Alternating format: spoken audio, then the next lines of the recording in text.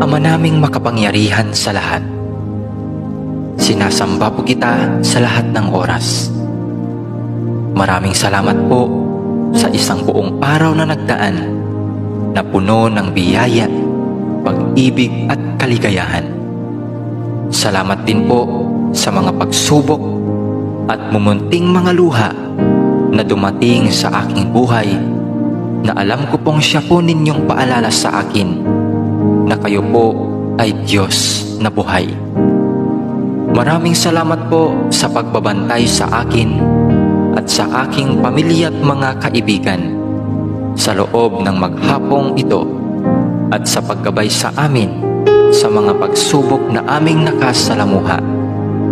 Alam ko pong nariyan kayo sa aming tabi sa lahat ng oras upang kami ay bantayan at gabayan.